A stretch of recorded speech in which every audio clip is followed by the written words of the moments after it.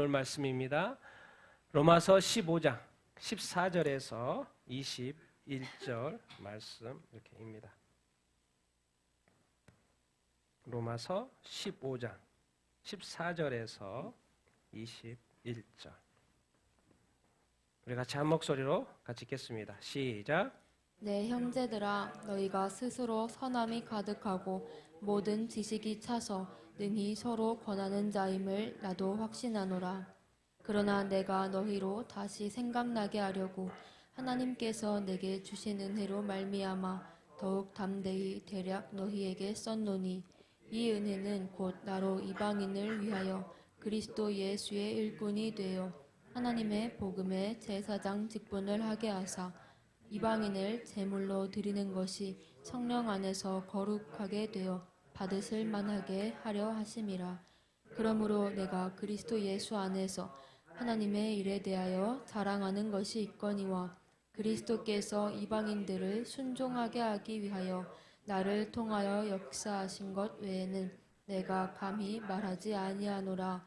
그 일은 말과 행위로, 표적과 기사의 능력으로, 성령의 능력으로 이루어졌으며, 그리하여 내가 예루살렘으로부터 두루 행하여 일루리곤까지 그리스도의 복음을 편만하게 전하였노라.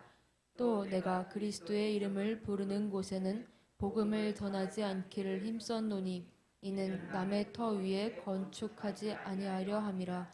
기록된 바 주의 소식을 받지 못한 자들이 볼 것이요 듣지 못한 자들이 깨달으리라 함과 같으니라. 아멘. 아멘. 아멘. 자, 우리 같이 한번 오늘 설교 제목 같이 읽겠습니다. 시작.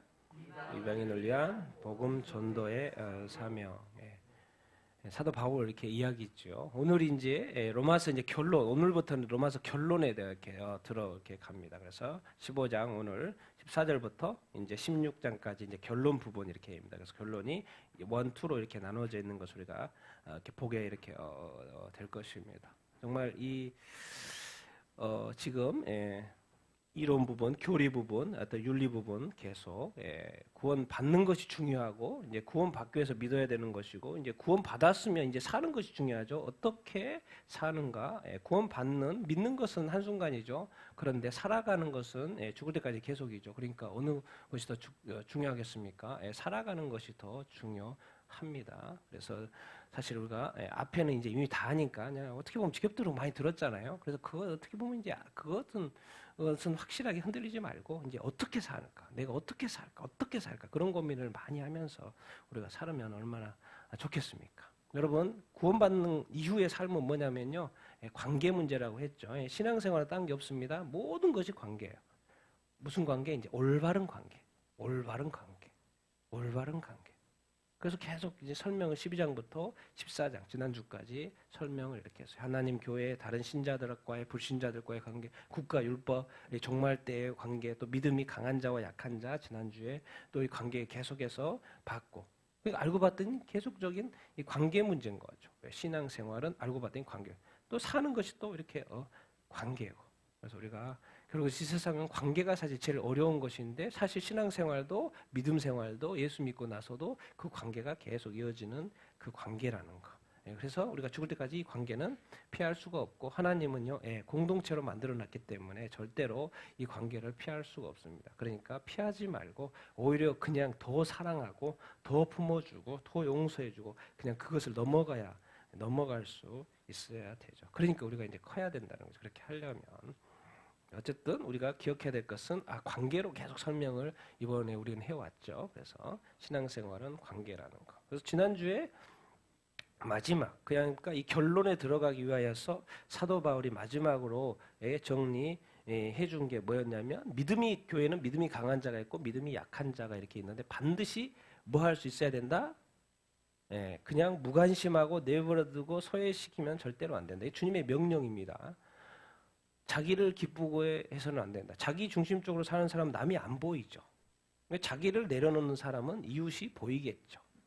옆 사람이 보이고 남이 보입니다. 아직 남이 안 보이는 사람은 아직 신앙생활을 제대로 안 하고 있다고 생각하면 됩니다. 주님의 입장에서. 자, 인내와 위로의 하나님이 너희로 예수 그리스도를 본받으라고 그랬죠. 예수 그리스도가 어떻게 사셨습니까? 자기 자신을 위해서 자기 자신을 기쁘게 하는 삶을 절대적으로 단 1%도 그렇게 살지 않았습니다. 모든 것을 버리고 오직 우리 죄인들을 위하여 살았습니다. 그래서 너희들도 서로 뜻이 같게 하여서 그리스도께서 예수님께서 우리를 받아 주신 것처럼 너희들도 서로 받으라는 말씀을 받으라는 명령을 지난주에 이렇게 배웠죠. 그래서 우리도 서로 받아야 됩니다. 뭐 때문에 이렇게 말하면 안 됩니다. 거기서 그 말하는 순간요. 그 하는 순간 명령이 지금 불순종으로 가고 있는 것이죠. 우리는 그걸 못 깨달을 수 있어요. 근데 누구는 알아요? 주님은 알죠. 그러니까 이 주님과 나와 이 한 마음이 되려면 늘 성령의 충만함을 받아야 됩니다. 그래서 우리가 말과 행동을 할 때 바로 그것이 깨달아집니다. 알아죠? 그러니까 바로 또 이것은 내가 잘못했구나 회개로 나아가야 합니다. 여러분 이제는요 신앙생활 우리가 다 오래 했기 때문에 내가 약해서 부족해서 뭐 이렇게 좀 몰라서 이런 식으로 말하면 이제 안 됩니다. 왜냐면요 신앙생활 할 만큼 이제 했고 복음도 들었고 이제 설교도 즐겁지 않습니까? 너무 많이 이렇게 들었고 말씀도 들었고 또 알 만큼 다 알고 여러분 말씀 듣고 설교 들으면 기대가 됩니까? 이제 또 아는 말씀 하는 거 아니야? 뭐 그런 생각도 든 적이 이렇게 없습니까? 그러니까 그만큼 우리는 지금 신앙생활 오래 했고 들을 거 많이 이렇게 들었어요. 그래서 이제는 이제 어떤 이론적인 거 말고 뭐죠? 서로 품어주고 이렇게 안아주고 용서해주고 도와주고 세워주고 내가 아닌 이웃을 남을 이렇게 주님이 이 로마서의 마지막 결론 가기 전에 마지막 부탁 결국에는 성경의 마지막 부탁이 요한 1서에 서로 사랑하라는 것이고 이 로마서의 바울을 통해서 마지막 부탁 서로 사랑하라는 거죠. 서로 구체적으로 받아주라는 말씀을 이렇게 하고 있습니다. 그래서 여러분들도 주님의 마지막 부탁이 계속 여기저기 반복되고 있는데 정말 서로 사랑하게 되기를 바라고 서로 받아주는 그런 삶을 살 수 있게 되기를 예수님의 이름으로 축원드립니다. 그것이 남편일 수도 있고 아내일 수도 있고 아이들일 수도 있고 이웃 사람일 수도 있고 또 타민족 타 사람일 수도 있어요. 이주민일 수도 있고 외국 사람일 수도 있고 받아주라는 것입니다. 그런 이야기가 마지막으로 지난주에 이렇게 했고 그래서 이제 결론 여기서부터 이제 결론 들어가죠. 15장, 16장, 14절부터 결론 원투로 나눠져 있습니다. 첫 번째는 이제 바울의 선교 비전. 내가 지금 마지막 오늘 말씀 이후에 내가 지금 이제 로마 거쳐서 저기 서바나 스페인 그 당시에 땅끝 간다는 그런 이야기를 앞으로 계획들을 이야기하니까 기도해 주라는 이야기고요. 그리고 마지막 이제 마지막 인사 이렇게 쭉쭉쭉 16장에 가서는 인사를 하는 구조로. 그래서 결론이 이제 원투로 이렇게 나눠져 이렇게 있습니다. 그래서 마지막 선교 비전에 대해서 말을 하고 그 다음에 이렇게 이제 믿는 사람들 그 당시 로마 교회 어떤 성도들한테 지도자급이죠 보통은 성도들한테 이제 말하는 인사를 나누는 그런 이야기로 이렇게 마무리하게 됩니다. 그래서 오늘은 결론 1에 속하는 14장부터 21장 그 부분을 좀 한번 보도록 이렇게 하겠습니다. 바울의 어떤 이방인 사도직에 대한 변호 이렇게 합니다. 왜 그래요? 다른 교회들은 뭐죠? 바울이 직접 세웠어요. 그런데 로마 교회는 세웠어요? 안 세웠어요? 세우질 않았어요. 그런데 지금 그 16장에 가보면 많은 그 교회 지도자들 알고 있거든요. 그러니까 관계는 좀 두터운 것 같아요. 근데 본인이 세우지를 이렇게 않았어요. 그런데 로마는 뭐예요? 그 당시에 로마 황제 가장 최고의 도시인 거죠. 그러니까 바울이 직접 양육하지도 않았고 세우지도 않았고 그러니까는 최고의 도시가 변해야 되기 때문에 또 길게 썼어요. 또 16장까지 길게 썼어요. 자세하게 썼어요. 그런데 놀라운 것은 자기가 세우지도 않았고 양육하지도 않았는데 어떻게 됐는지 이런 말씀이 나와요. 14절 같이 읽겠습니다. 시작. 네, 형제들아 너희가 스스로 선함이 가득하고 모든 지식이 차서 능히 서로 권하는 자임을 나도 확신하노라. 사도 바울이 로마 교회를 세우지도 않았는데 칭찬을 하고 있어요. 내가 사도 바울이 가르치지도 않았는데 이미 스스로 너희가 선함이 가득하고 모든 지식이 차 있다는 거예요. 우와, 이건 뭐 쉽게 말하면 아주 그냥 엄청난 교회가 돼 있다는 말을 하고 있어요. 그래서 너희들이 서로 권해야 되죠. 내가 권하지 않아도 너희들끼리 서로 권면하면서 신앙생활 할 정도의 수준까지 있다고 자기가 확신한다는 거예요. 누가요? 사도 바울이. 그러니까 로마서를 사실 길게 썼지 않습니까? 그 내용은 두 가지로 딱 나눠져 있죠. 1장부터 11장까지는 복음에 대한 뭘 말씀한 거예요? 기본 진리, 이론을 말하는 거였죠. 그런데 지금 12장부터 우리가 계속 봐온 것은 지난주까지 13절까지 믿는 자의 어떤 삶? 윤리적인 삶에 대해서 바울이 가르쳤던 이게 신앙생활이다. 먼저 진리를 믿고 그 다음에 거룩한 삶을 살고 이 도덕적인 유절적인 삶을 살아야 된다. 그런데 놀라운 것은 이것을 서신서에 그래서 모든 사람들이 그렇게 해야 된다라고 하는데 이미 로마 교회는 로마 성도들은 뭐예요? 지적으로 모든 지식이 차서 지적으로 아주 성숙돼 있어요. 그래서 예수님이고 구원이고 진리를 너무나 잘 알고 있어요. 왜? 자체적으로 교회가 너무 부흥해가지고 잘 돌아가고 있으니까. 바울은 가본 적도 없고 양육한 적도 없는데 교회가 지금 잘 돌아가고 있어요. 자기가 할지도 않았는데. 그래서 놀랍다 칭찬하는 거죠. 그리고 뭐요? 우와 도덕적으로도 선함, 도덕적으로도 아주 성숙돼 있어. 윤리적으로 아주 성숙돼 있어. 윤리적으로 선행도 많이 하고. 그래서 이렇게 많이 알려지고 지도자들도 성도들도 와 그래서 사도 바울이 지금 깜짝 놀래는 그래서 칭찬할 수밖에 없는 그런 어떤 이야기를 지금 첫 마디로 지금 이렇게 하고 이렇게 있어요. 그러니까 우리가 알지 못하는 사람이 비록 내가 또 양육하지도 않은 그런 사람이에요. 그런데 그러지 않았는데도 불구하고 성숙한 사람이 있을 수 있다 없다? 있다요. 나보다 더 믿음 좋은 사람이 많이 있다 없다? 있습니다. 교회도 많잖아요. 좋은 교회, 성숙한 성도들이 많이 있을까요? 없을까요? 있습니다. 예, 세계 곳곳에 있습니다. 그래서 결국 우리는 늘 뭐하게 살아야 돼요? 겸손하게 살아야 합니다. 왜? 하나님은 나에게만 역사하는 게 아니고 우리 교회만 역사하는 게 아니고 대한민국에만 역사하는 게 아니고 뭐요? 다른 모든 민족 교회 가운데 성도들 가운데 지금 역사하고 있습니다. 그래서 그 중에는 저도 뭐 전 세계 많이 다녀봤고 거기에 성숙한 그리스도인들 얼마나 많이 만났는데요. 옷은 허름해 입어도요 얼마나 믿음은 좋은지 그런 사람들 많이 이렇게 만났습니다. 목사님도 만났고요. 지금도 뭐 스리랑카도 가면 목사님, 또 여기저기에 네팔에 가면 또 네팔에 목사님, 몽골에 가면 몽골에 엄청난 이 땅에 노동자가 와가지고 지금 교회하고 있는 목사님. 여기저기서 정말 이 주님께서 일하시는 것, 성숙한 그리스도인들이 많이 이렇게 있습니다. 근데 이제 이런 것은 뭐겠습니까? 결국 이런 칭찬은 누가 받으면 좋은 거예요? 네, 우리가 받으면 좋은 거죠. 주님이 나보고, 야, 너 정말 대단하다. 너의 이 삶의 선행, 너의 어떤 이 말씀에 대한 어떤 지식과 이 그리스도에 대한 어떤 지식 참 너무 멋지다, 너무 멋지다. 이제는 너는 주님이 너 나한테 독립해도 되겠다. 와 이제 스스로. 이게 주님이 이렇게까지 칭찬할 수 있다면 얼마나 최고 이렇게 아니겠습니까? 여러분 이렇게 칭찬받는 정말 이렇게 믿음 있는 정말 지적으로도 성숙하고 또 이렇게 도덕적으로 성숙한 삶을 사는 여러분들 다 되기를 예수님의 이름으로 축원드립니다. 그러니까 이미 사도 바울은 사실 로마 교회가 너무나도 잘 이렇게 성숙되어 있기 때문에 굳이 편지가 쓸 필요가 없죠. 너무 잘 이렇게 하고 있으니까.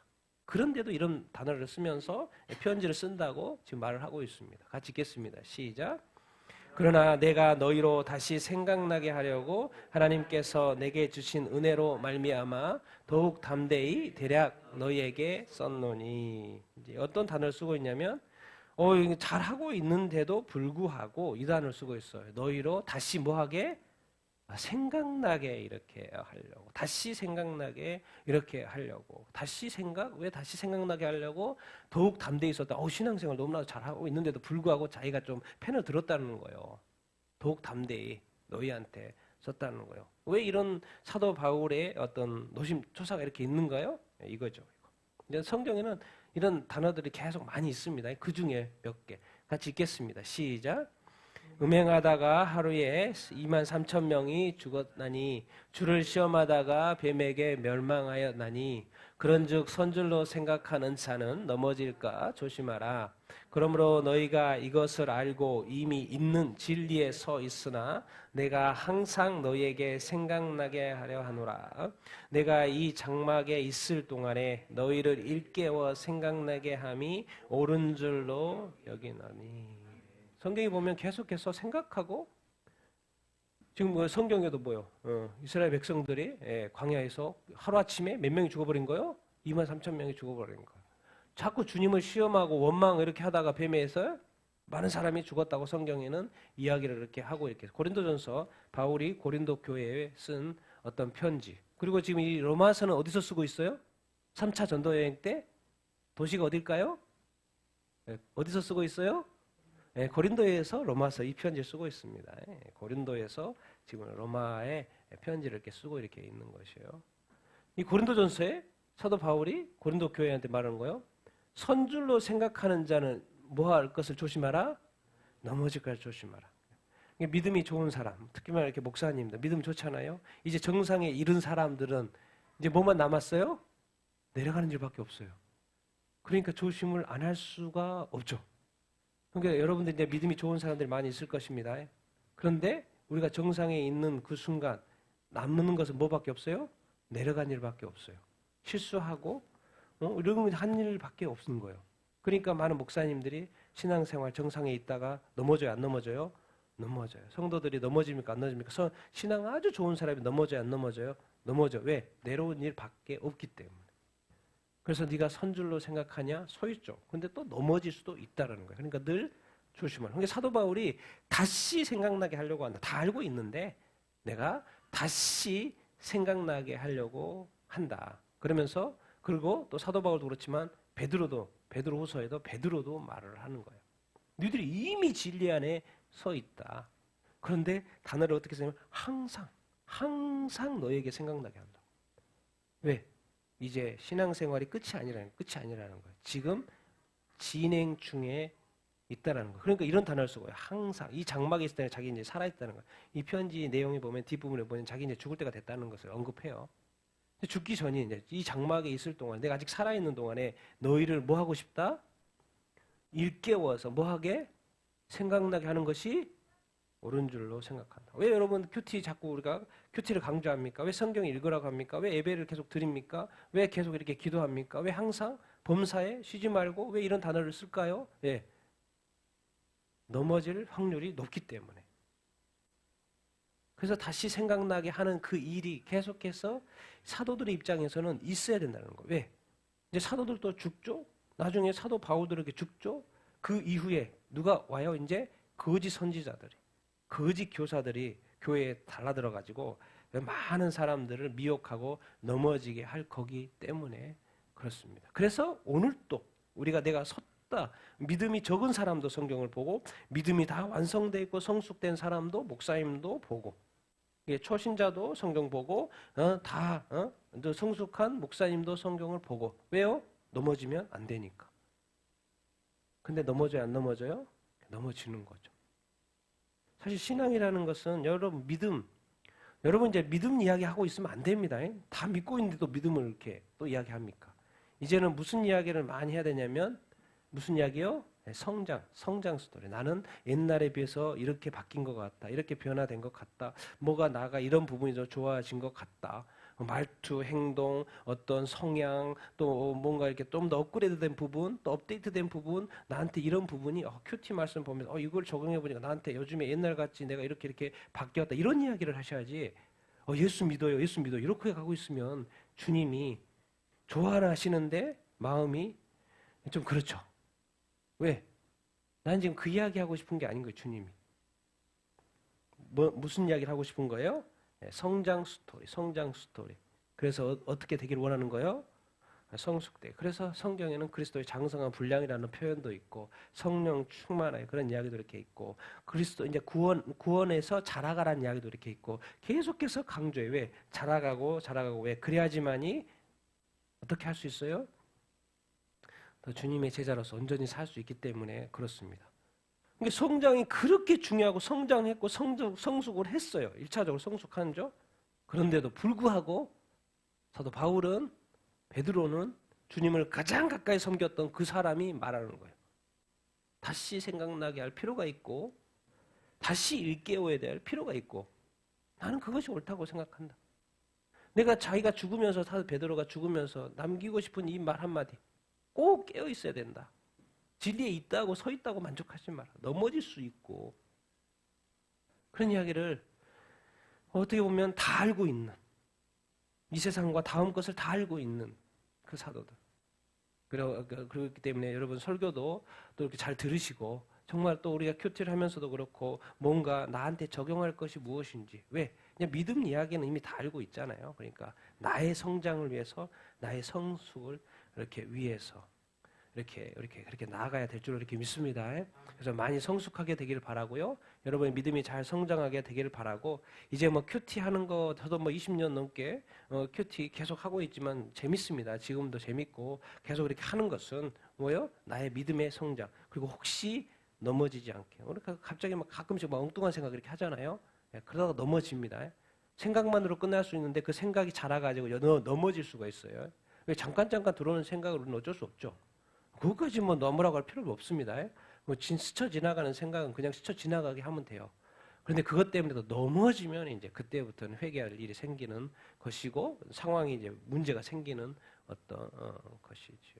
그래서 이미 진리 아래 서 있다고 우리가 방심하지 말고 선줄로 믿음이 괜찮다고 나 믿음이 좋다고 나는 절대 흔들리지 않을 거야라고 다짐해도 좋고 한다고 해도 조심하라 이야기하고 이렇게 있습니다. 최고의 사도들이 왜 저런 말을 계속해서 하고 있습니까? 사람이 반드시 그럴 것이기 때문에 그렇습니다. 그러면서 이제 사도 바울이 하나님께서 내게 주신 은혜로 말미암아 지금 말한다고 했는데 이 은혜 이야기를 이제 제가 다음에 연결해서 나오니까 하나님께 주신 그 은혜 같이 읽겠습니다. 시작. 이 은혜는 곧 나로 이방인을 위하여 그리스도 예수의 일꾼이 되어 하나님의 복음의 제사장 직분을 하게 하사 이방인의 제물을 드리는 것이 성령 안에서 거룩하게 되어 받으실 만하게 하려. 자, 여기에는 삼위일체 하나님이 다 나와 있죠. 누가 나와 있어요? 예수 그리스도. 또 누가 나와 있어요? 하나님 아버지. 그리고 또 누가 나와 있어요? 성령님.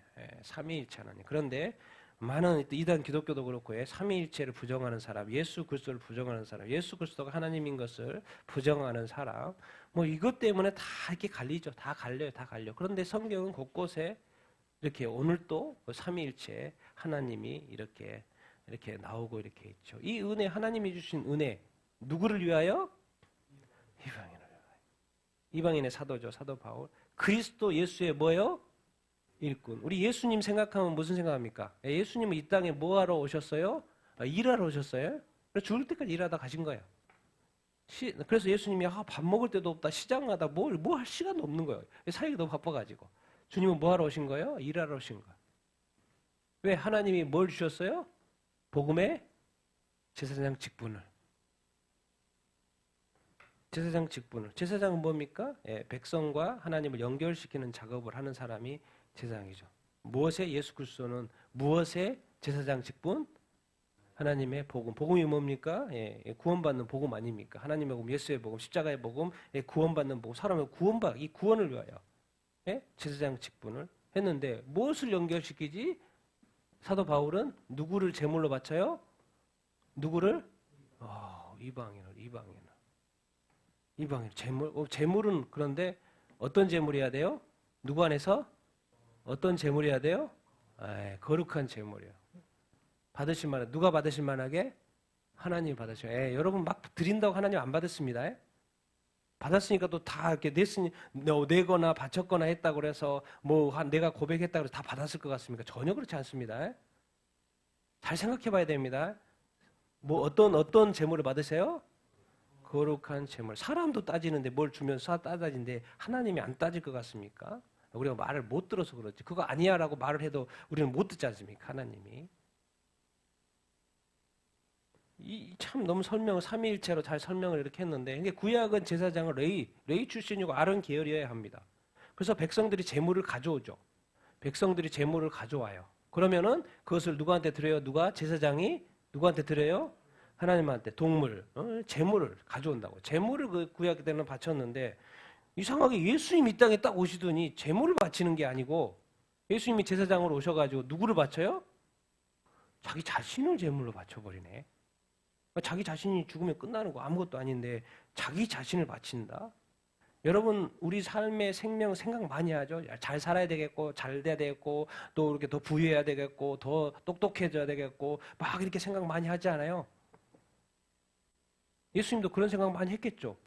그런데 그 자신의 몸을, 인생을 통째로 누구한테 드리는 거요? 하나님한테 딱 드리고. 화목하게. 자기 자신을 드려가지고 세상 사람들이, 죄인들이 하나님과 화목하게 자기 자신을 드려? 그러면 이제 사도 바울은 자기가 뭐라고 해요? 자기도 제사장으로서 여기서 지금 이방의 제사장직, 하나님 나라의 복음의 제사장 직분, 누구를 제물로 드린다는 거예요 지금? 이방인을 드린다. 사도 바울은 이방인을 제물로 드린다. 근데 여기서 이제 좀 더 구체적으로 말해요. 이방인의 제물로 드리는데 누구 안에서 드려야 된다는 거예요? 성령 안에서. 성령이 중요해요, 안 중요해요? 중요하죠. 여러분들 성령이 여러분한테 얼마나 중요합니까? 우선순위가 있습니까? 하나님한테 제물을 바칠 때, 하나님한테 드릴 때, 또 뭔가 사역이고 전도고 또 뭔가를 계획할 때 정말 먼저 기도하십니까? 성령의 인도함을 받습니까? 성령이 함께하기를 정말 원하십니까? 아니면 자기가 그냥 쑥 해버립니까? 이런 묻는 습관이 있습니까? 하나님한테, 성령님한테, 성령 안에서 혹시 내가 성령 근심시키게 하는 그런 일은 없는지, 내가 이렇게 해서 성령님 또 싫어하지는 않으실지, 이런 거 고민을 하고 이렇게 우리가 합니까? 다 따로 노는 거죠. 우리 보통의 신앙생활 다 따로 노는데 따로 놀아요. 그런데 정확히 사도 바울은 말해요. 내가 이방인을 드리는데 누구 안에서? 성령 안에서. 그래서 성령 안에서 거듭나는 거죠. 성령의 충만함을 계속 받으라고 하는 것입니다. 왜? 성령 안에서만이 뭐 하기 때문에? 거룩하기 때문에. 아니 그냥 구약시대에 재물 하나 딱 가져왔어요. 그건 재물이지 뭐. 양이에요, 양. 근데 거기에 왜 거룩이라는 단어를 붙일 수 있냐는 거죠. 예수 그리스도 그냥 한 인간이에요, 한 인간. 십자가의 죄인으로서 죽을 뿐이요. 죄인이에요, 죄인. 근데 거기에 왜 거룩이라는 단어를 붙이지? 이방인을 어떻게 제물로 바칠 수 있어? 그 죄인. 와, 요즘에 그 신문 보면 이 죄악이 가득한 이 죄인. 이런 죄인을, 감옥에 가 있는 사람을 어떻게 하나님한테 바치냐는 거죠. 안 된다는 거예요. 인간의 논리로는 안 돼요. 누가 역사하셔야 돼요? 성령 하나님. 왜? 성령 하나님이, 성령이라는 게 거룩한 영이잖아요. 예수는 그리스도, 뭐예요? 예수는 구원자, 그리고 제물로 오신 거고, 성령은 뭐예요? 거룩한 영. 우리가 거룩하지 않은 죄인이니까 거룩하게 영적으로 거듭나게 해서 거룩한 영이 되는 거죠. 거룩이라는 수준은요, 우리가 어떻게 거룩의 어떤 기준을 정한 게 아니죠. 누구요? 반드시 하나님이 다 하고 계셔요. 인간도 사실 땅에 떨어져 버렸기 때문에 이것을 하나님 수준으로 올려서 드려야 되는 거예요. 근데 거기에 역할이 누가 한다는 거예요? 성령. 성령 없이는 안 되는 거예요. 왜? 우리가 거룩한 제물이 되기 위해서는. 그래야지만 하나님이 받으신다, 안 받으신다? 받으신다고 이야기를 하고 있어요. 우리가 지금 처음 시작하면서 이 12장 실천편 이야기하면서 이렇게 시작했죠. 같이 읽겠습니다. 시작. 얘들아, 너희 몸을 하나님이 기뻐하시는 이는 너희가 들을 영적 예배니라. 뭐요? 너희 몸 하나님께서 기뻐하시는 거요. 하나님이 받으실만 하는 거예요. 그런데 어떤 제물이 된다는 거요? 거룩한 제물. 그러니까 지금 우리가 많이 드렸던 제물 하나님 다 받으신 게 아닙니다. 받으실 거라고 이렇게 착각하시면 안 됩니다. 늘 기도하고 들으셔야 되고 하나님께 준비되어서 드려야 되는 거룩한 제물이야 된 줄 이렇게 믿습니다. 그렇게 살게 되길 예수님의 이름으로 축원드립니다. 거룩함을 늘 생각하셔야 합니다. 근데 거룩함은 내가 어떻게 만드는 게 아니에요. 누구 안에 있어야 된다? 성령 안에 있어야 한다. 근데 그 제물, 우리 삶을 드리는 것 자체가 뭐다? 우리가 모여서도 예배를 드리는 것도 예배지만은 뭐요? 우리 자신을 드리는 것이 삶의 영역에서 드리는 것들이 다 뭐다? 예배라는 거, 예배라는 거. 예배의 영역을 좀 더 여러분 넓히시고 우리는 하루 종일 예배할 수 있고요. 주중에 예배할 수 있고 또 주일에 모여서 이렇게 공적인 예배도 이렇게 드릴 수 이렇게 있습니다. 사도 바울이 그리스도 예수의 일꾼, 자기는 일꾼이다. 일하는 사람이다. 일하는 사람이고 일하는 거 좋아하셔야 됩니다.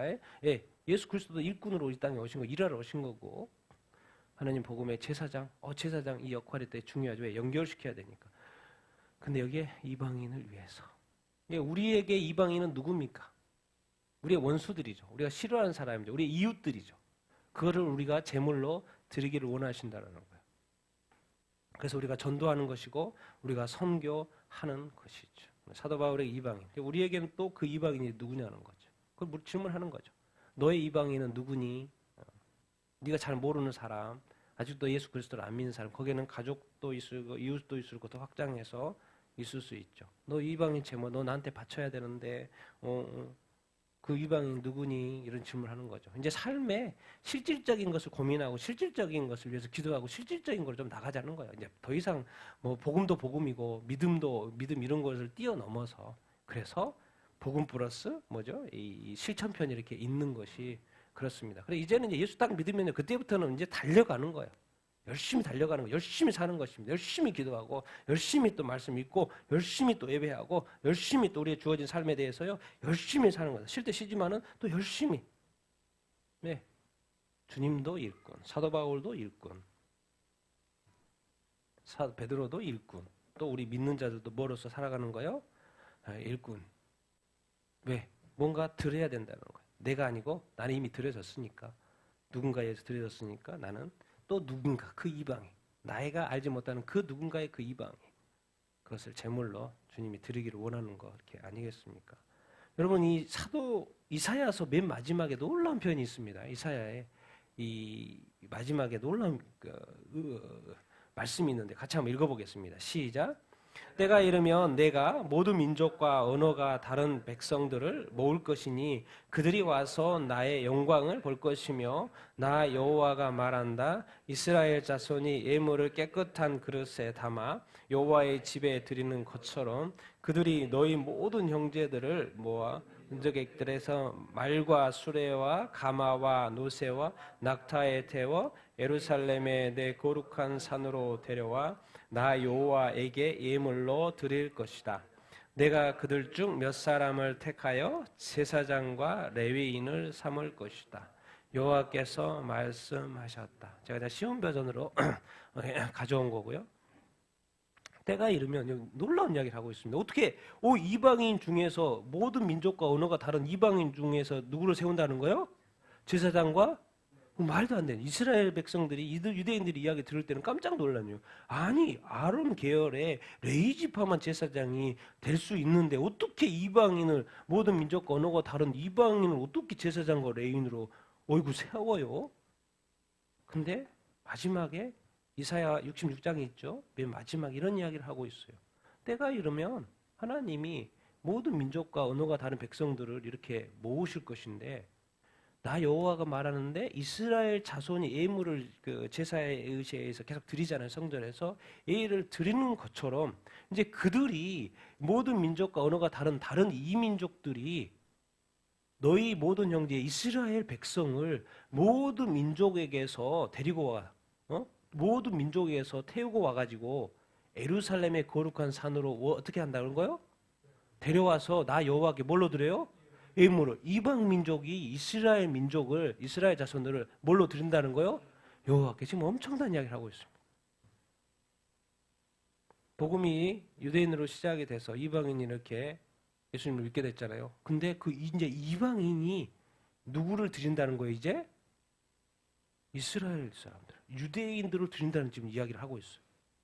그래서 이제 드려야 되니까 당연히 제사장이 돼야 되겠죠. 그러니까 내가 그들 중에서 이방인 중에서 몇 사람을 뭐로 세우겠다?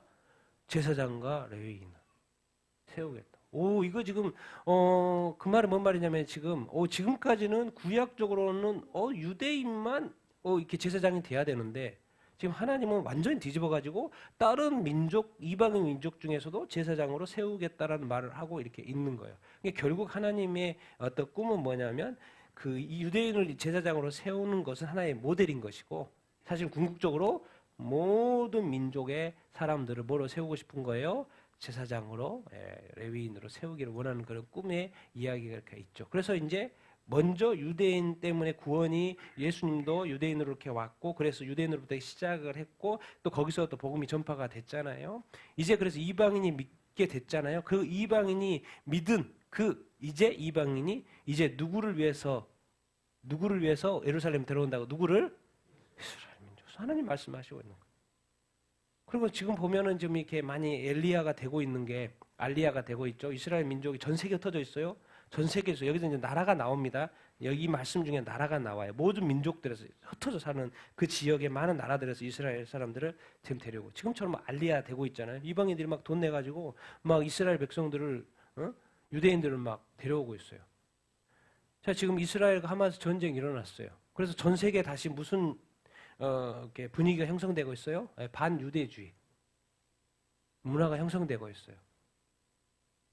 그럼 뭔 말입니까? 그럼 전 세계 또 지금까지 또 흩어져 있고 아직 돌아가지 않은 유대인들이 유대로 이스라엘로 돌아올까 안 돌아올까요? 제가 볼 때 돌아올 확률도 높아져요. 왜? 더 살기 힘드니까. 전쟁이 끝나도 마무리가 돼도. 그럼 더 제가 볼 때는 돌아올 확률이 높습니다. 어떻게든 돌아와요. 그런데 지금 다른 이방 민족을 그렇게 해서 이스라엘 사람을 하나님께 바친다는 참 엄청난 표현을 지금 하고 있어요. 성경의 마지막 부분에. 그러니까 이건 마지막 때에 일어날 일이라는 것을 알 수 있죠. 66장, 55장, 65장, 66장 새하늘과 새 땅 이야기입니다. 마지막 때 이야기인 거죠. 그래서 내가 이방 민족을 제사장으로 세운다는 이야기를 하고 있어요. 사도 바울이 자기 유대인이거든요. 유대인인데 지금 누구를 위한 사도예요? 이방인을 위한 사도인 거예요. 그런데 이방인을 위한 사도. 그런데 뭔가 아는 것 같아. 이 사도 바울은 나중에 자기가 복음 전도한 이방인, 자기가 개척해서 세운 이방 교회가 누구를 도울 거라는 걸 알고 있는 것 같아요. 이스라엘 민족을, 유대인들을 도울 거라는 걸 알고 있는 것 같아요. 왜 하나님도 왜 이사야를 너무 잘 알고 있고 늘 강의하는 이 사도 바울의 입장에서 돌고 도는 거예요. 알고 보면 유대인을 통해서 구원이 시작해서 이방인에 왔고, 근데 이방인하고 와 우리 조도 이렇게 하면 된다는 거 아니에요. 또 누구를 또 이렇게 하나님한테 올 수 있도록 복음을 전해주고 도와줘야 된다는 거예요. 유대인들한테. 왜? 성경이 그렇게 되어 있어요. 그리고 지금 많이 그렇게 하고 있고 내가 하라는 거지 다른 사람들은 전 세계에 그렇게 하고 있습니다. 많은 사람들이. 항상 우리가 기억해요. 나 중심적으로 세계가 돌아가는 게 아닙니다. 하나님은 하나님이 하실 일을 지금 다 하고 계세요. 그 중에 내가 있는 것입니다. 그래서 큰 그림을 늘 봐야 된다. 그런 이야기를 하는 것이고. 그래서 놀라. 그래서 이방인이 유대인이 이방인이 이런 말씀.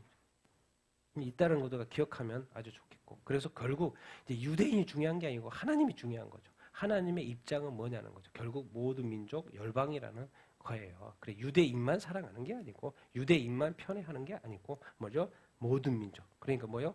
나도 하나님이 사랑하신다. 또 내가 싫어하는 원수조차도 하나님은 사랑하신다. 그런 거를 확장시켜줄 필요가 이렇게 있는 것이죠. 하나님은 계획대로 지금 하고 계시는 것이죠. 그래서 유대인이 사도 바울이 그렇게 복음 이방인을 위해서 전도를 열심히 했던 것은 그렇게 했더니 뭐요? 이방인이 이스라엘을 돕게 되는 그런 일들이 일어날 거라는 걸 알았고 또 하나님이 그렇게 하실 거라는 거. 왜? 도와줄 이방인이 있어야 되잖아요. 근데 지금 도와줄 이방인이 많이 생겼잖아요. 그리고 많은 이스라엘 사람들이 지금 이렇게 도움을 받고 있잖아요.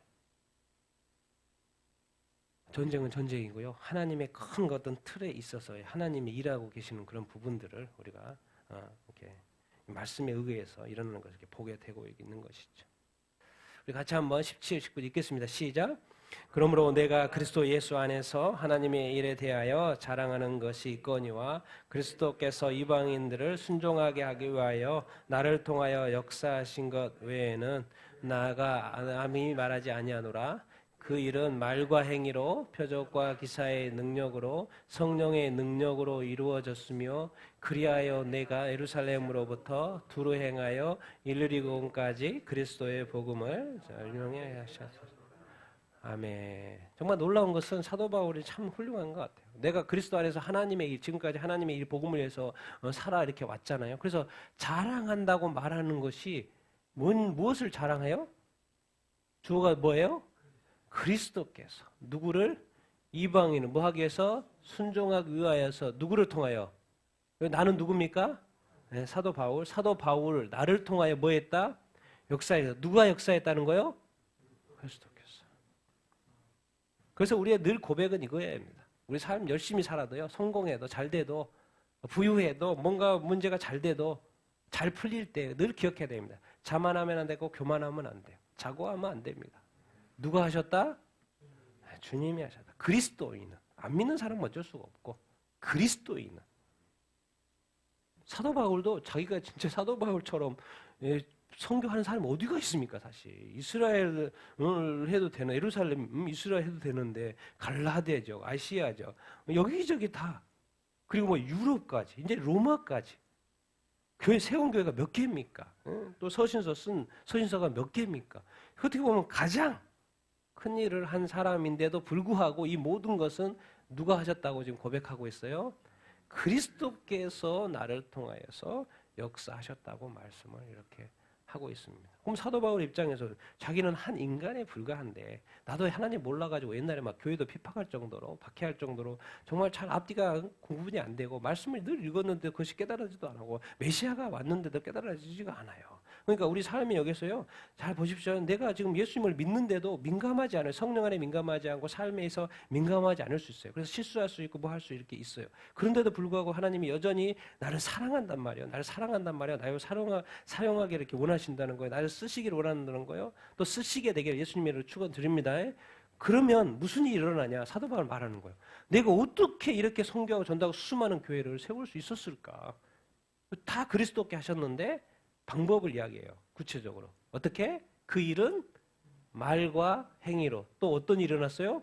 표적과 기사로. 또 뭐요?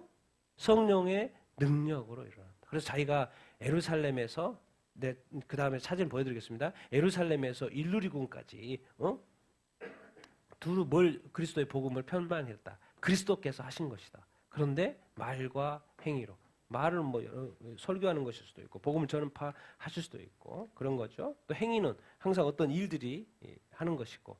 그런데 놀라운 거는 여기서는 약간 인간적인데 여기서부터는 하나님의 영역으로 딱 넘어갑니다. 사도 바울에게 뭐가 나타났어요? 표적과 기사가. 뭐가 나타났어요? 성령과 성령의 능력이. 여러분, 성령과 능력이 왜 나타나요? 왜 나타나야 돼요? 무엇을 확증하기 위해서? 맨날 말로만 이렇게 하면 사람들이 잘 안 믿어요. 근데 옆에 사도 바울이 막 복음을 전하다가 나면서부터 말 못하는 사람 막 고쳐버리니까는 오래된 병자를 고쳐버리니까는 막 이렇게 눈먼 사람이 눈을 뜨게 되니까는 뭐예요? 복음이 확실해져요? 안 확실해져요? 확실해지는 거예요. 그러니까 이 복음의 확증을 위해서 하나님께서 사도 바울을 통해서 많은 놀라운 기적들. 그래서 사도 바울 손수건만 있어도 내 병 낫겠다. 우리 가족 병 낫겠다. 이런 생각까지 하는 거예요. 그림자만 밟아도 실제로 그럽니다. 그림자만 밟아도. 근데 하나님이 왜 그렇게 해요? 사도 바울은 무엇을 전하는 자였기 때문에 무엇을? 사도 바울은 자랑한 것이 그리스도예요. 자기 자랑할 것이 하나도 없어요. 자기 자랑할 것은 내가 볼 땐 최고의 학벌에 최고의 지식에 이 모든 것을 갖추고 그래서 자랑하려고 하면 수도 없이 많은데 자랑 하나도 안 해. 그냥 배설물로 여기고 그냥 찌꺼기로 그냥 쓰레기에 다 넣어버리고 이제 오릴 하나 붙들고 사는 거 예수 그리스도. 예수 그리스도. 나를 통하여 역사하는 것 외에는 아무것도 생각하지 않아요. 오직 복음만 생각해요. 그러니까 사도 바울이 갔더니 종교 다른 종교 다 있고 우상 다 줘 있고 맨날 싸울 수밖에 없잖아요. 유대인도 또 떳떳하면서 뭐라 그러고. 그런데 뭐가 나타나요? 표적과 기사가 나타나요. 근데 요즘에는 왜 안 나타날까요? 다 믿으니까. 다 믿으니까 굳이 나타날 필요가 없습니다. 굳이 나타날 필요가 없죠. 우리에게 요즘에 안 나타납니다. 여러분 질병을 위해서 기도했어요. 또 귀신을 떠나기 위해서 기도했어요. 왜 잘 안 되는지 분명합니다. 분명해요. 하나님이 또 안 했기 때문에 막 실망하고 그럴 필요가 없습니다. 그러면 나의 기도를 안 들어줬으니까 내가 질병을 낫기를 위했는데 질병이 안 나와서요. 그러면 믿음 버립니까? 그게 아니죠. 그게 아니에요. 시대가 틀립니다. 많이 시대가 틀리고 내가 도대체 왜 낫기를 원하는데 잘 먹고 잘 살기 위해서 내가 건강 회복돼서 더 열심히 살기 위해서 이런 어떤 기준이면요. 하나님이 굳이 갑자기 역사할 일이 없어요. 주님은 무엇을 위해서 능력과 기적을 예수 그리스도 이 땅에 보내주신 거예요? 무엇을 위해서? 복음을 위해서. 그래서 많은 간증을 들어봅니다. 주님 내가 이 병을 고쳐주면 내가 복음을 위해서 내 전생을 바치겠습니다. 그런 사람은 기적이 일어나요. 내가 무엇을 위해서 산다? 복음을 위해서. 그런데 자기 자신이 낫고 자기 자신의 유익을 위해서 자기의 뭐를 위해서 단순히 어떤 문제 해결을 위해서 아니 그럼 상담소 찾아가면 되지. 다 해결이 되는데 굳이 이런 차이를 분명히 우리가 구분할 수 있어야 됩니다. 성령이 아무 때나 역사합니까? 성령은 뭐하러 오신 거예요? 이 땅에 구원을 위해서 오신 거예요. 한 영혼에다 더 이러 지옥까지 않게 하기 위해서 그거 하려고 오신 거예요. 그런데 우리는 성령을 다 어디다 써요? 은사 해가지고 은사 집회에 가면 다 그러고 났는데, 그리고 우리끼리 막 즐거워하고 행복해하고. 근데 거기 가면 뭐예요? 성교 이야기 안 해. 오직 아픈 사람 낫고 우리끼리. 그러니까 또 좋아. 아니, 그게 나쁘다는 게 아니에요. 우리의 초점이 어디가 있냐는 거죠. 어디가 초점이. 성령은 더 역사하기를 원하시고 더 많은 표적과 기사를 이루기를 원하셔요. 왜? 수많은 영혼들이 지옥 가니까. 그런데 어느 순간 교회도 자기 교회의 부흥만 생각하고 어느 순간 우리 성도들도 자기 삶의 영역에 그 어떤 복된 것만 추구하고 이렇게 있으니까 성령님이 역사할 일도 없고 기적과 기사가 안 나타나는 게 당연하죠. 왜? 사도 바울의 자기 삶에는 자기 자신이 없어요. 오직 복음을 위해서. 그러니까 더 이런 놀라운 역사들이 일어나는 거예요. 그러니까 우리 삶에 많은 능력이 안 나타나고 있는 것은 뭔가 나의 삶의 방향이 자기 자신을 위한 걸 너 열심히 살아 그런 거죠. 주님이. 당연히 또 기도하면 도와주고 그렇습니다. 근데 한번 생각만 살짝 바꿔보십시오. 나는 도대체 왜 살아야 되고 나는 왜 잘 돼야 되고 나는 왜 더 열심히 공부하는가? 내가 더 왜 열심히 사는가? 내가 더 열심히 살아서 무엇을 더 증거하기 위해서? 복음을 위해서. 잃어버린 영혼들에게 또 복음을 더 증거하기 위해서. 아니 이렇게 꾸질꾸질 해가지고 복음 전해도 여 사람 듣지도 않아. 만나주지도 않고 뭐 듣지도 않고. 주님, 그래서 내가 좀 더 주님께서 나를 축복하시고 내가 더 복음을 전할 수 있도록 좀 준비시켜 주십시오. 내가 거기에 절대 안주하지 않겠습니다. 그리고 바로 내가 복음을 증거하고 또 이웃을 사랑하면서 더 이렇게 살겠습니다. 그렇게 하면 주님이 역사하실까 안 하실까요? 주님이 원하시는 뜻과 일치하니까 역사하죠. 그러니까 이 땅의 삶에 뭔가를 위해서 기도하면 안 일어납니다. 역사 안 해요. 역사 안 합니다. 오히려 뭐 기도합니까? 병원에 가서 빨리 치료하고 나으면 되지. 그리고 이 땅에 주님이 그냥 두시는 것들에서 왜 많은 그리스도인들이 최근에 목사님도 암 걸려서 죽고 왜 그래요? 목사님들이 더 살지. 왜 선교사님들이 또 암 걸려 죽고 코로나로 죽고 왜 그러니까 더 살아서 더 많은 일들을 할 수 있는데 왜 하나님이 그렇게 하십니까? 이 모든 것은 주권은 다 누구한테 있는 거예요? 하나님한테 있는 거예요. 유일하게 한 가지 하나님 찾으시는 거, 너 마음은 어디에 있냐는 거죠. 너 마음은 어디에 있냐는 거죠. 그래서 세상의 역사를 보면 복음 전도자가 있어요. 저도 시골에 살 때 누군가에 통해서 복음을 들어서 예수님 믿게 됐습니다. 그래서 내가 예수님을 믿게 되고 저 예배자가 됐어요. 그래서 이제 하나님을 예배하는 자는 우리가 예배를 드리고 끝나는 예배자로 끝나는 것이 아니라 이제는 또 내가 뭐가 돼야 되는 거예요? 복음 전도자가 되는 거예요. 그래서 때마다 일마다 뭐 항상 그럴 수는 없지만 또 일할 때 일하고 또 주님 내가 살아가면서 복음 전할 수 있는 기회를 좀 얻을 수 있도록 도와주십시오. 그렇게 기도하라는 거예요. 그럼 역사하실까 안 하실까요? 역사하십니다. 왜? 그것을 하나님이 그 성령님이 가장 원하는 게 주님이 가장 원하는 게 그거기 때문에. 그러면 뭐요? 주님께서 더 사람들 축복해 주시고 또 복음도 믿어야 되는 그 사람들을 또 우리가 붙여주시고 또 복음도 전하게 하실 줄 이렇게 믿습니다. 그래서 우리가 예배자로서 늘 멈춰 있으면 안 돼요. 정말 저도 예배 드릴 때 100% 하나도 남기지 않고 최선을 다해서 예배합니다. 예배할 때 또 내가 잊지 않아요. 나는 어떤 신분이라는 거? 복음 전도라. 복음을 전해야 된다. 복음을 전해야 된다. 왜? 한 영혼이라도 살아야 하니까.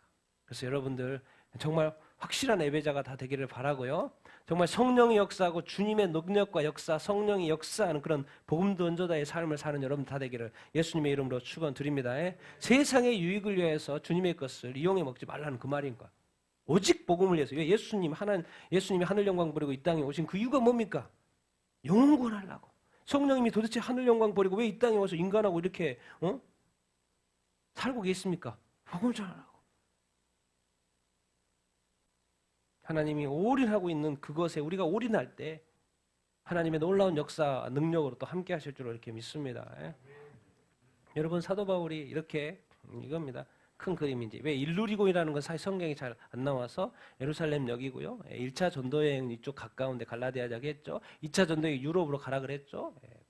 그래서 다시 돌아가는 건 이제 3차 전도여행은 아시아 플러스 유럽까지 다 이렇게 해서 1, 2, 3차. 그래서 고린도에서 로마서를 지금 쓰고 이렇게 있는 것이고 예루살렘에서 일루리곤까지. 그래서 사도 바울은 20년 동안 주님의 복음을 위해서 1차, 2차, 3차 전도여행 저렇게 하고 이제 또 예루살렘에서 붙잡혀서 또 로마의 감옥에 갇히고 나머지 삶 또 순교할 때까지 로마에 있다가 죽은 거 이렇게 안 가요? 아니겠습니까? 어떻게 이렇게 긴 영역들의 복음을 전해서 어떻게 사도 바울이 이런 스스로 이런 것을 할 수 있겠습니까? 오직 성령의 능력으로 주님의 능력으로 기자와 표적들이 있기 때문에 그렇게 할 수 있었던 거 아니겠습니까?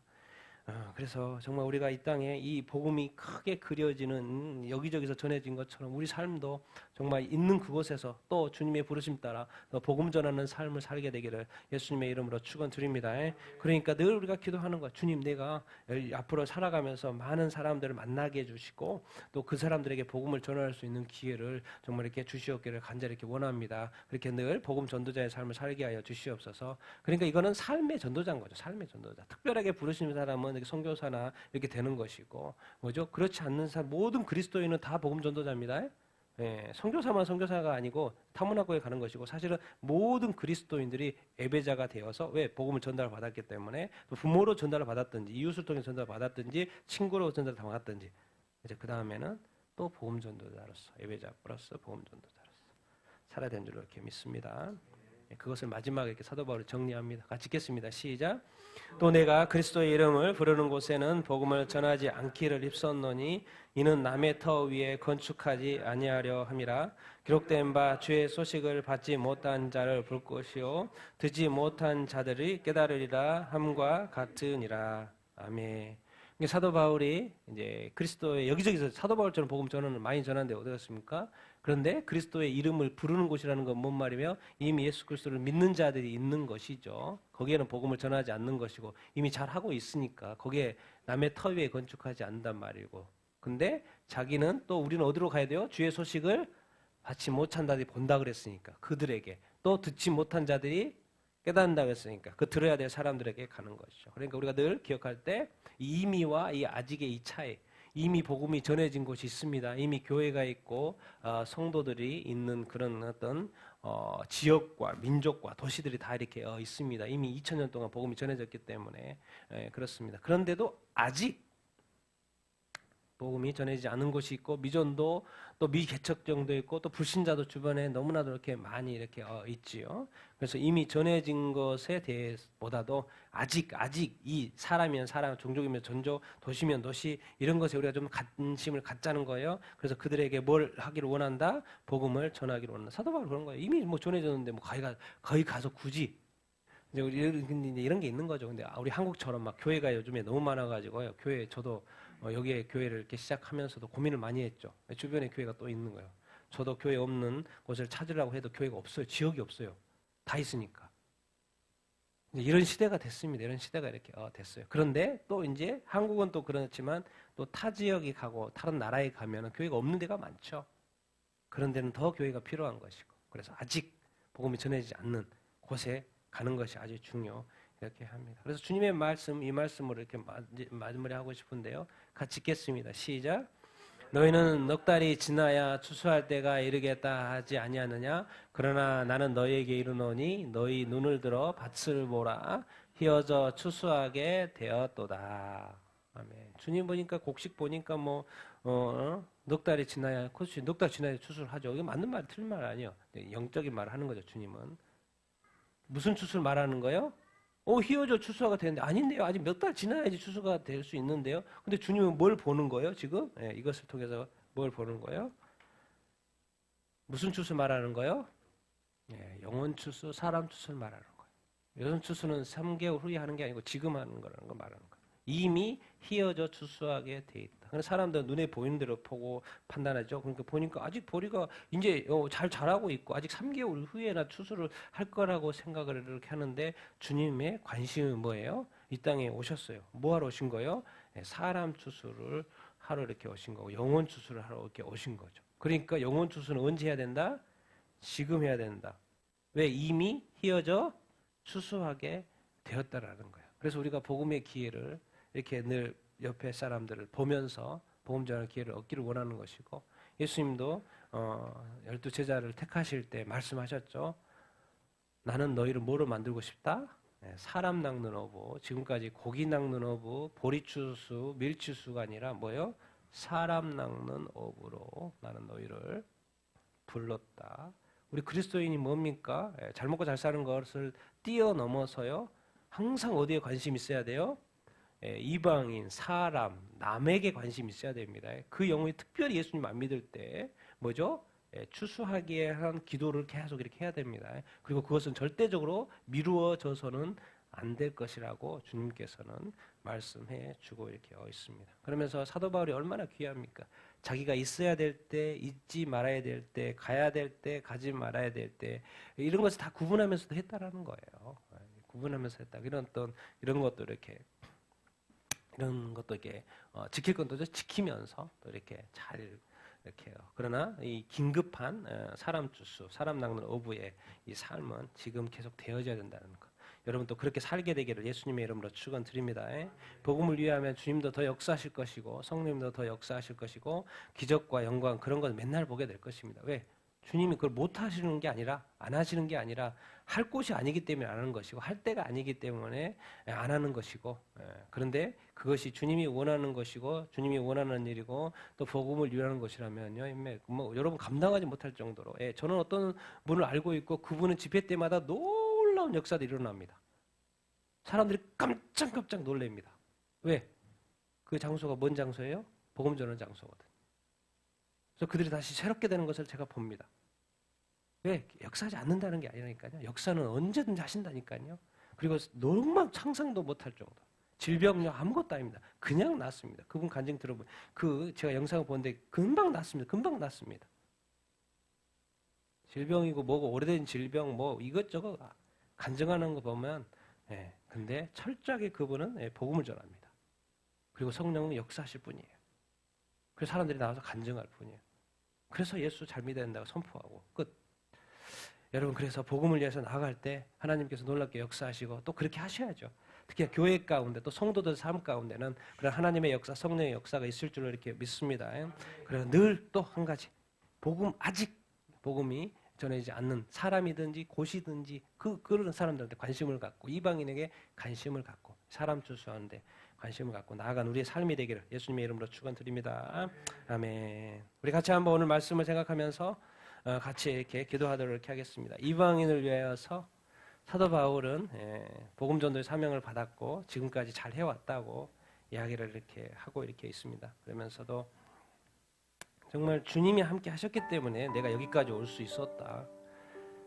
또 자기가 세운 교회도 아닌데도 불구하고 로마 교회 그렇게 관심을 가지고 또 이렇게 열심히 복음을 또 글도 열심히 쓰고 또 이렇게 다시 생각나게 하는 그 일을 하는 걸 보면 얼마나 사랑해 이렇게 사도 바울 이렇게입니까? 그래서 우리가 또 이렇게 정말 이 복음 전도로 해서 우리가 믿는 예배자의 삶을 살고 있는데 정말 우리도 정말 이렇게 복음 전도자의 삶을 살게 하여 주시옵소서. 사람 추수하는 삶을 살게 하여 주시옵소서. 우리가 정말 말씀을 생각하면서 같이 기도하겠습니다.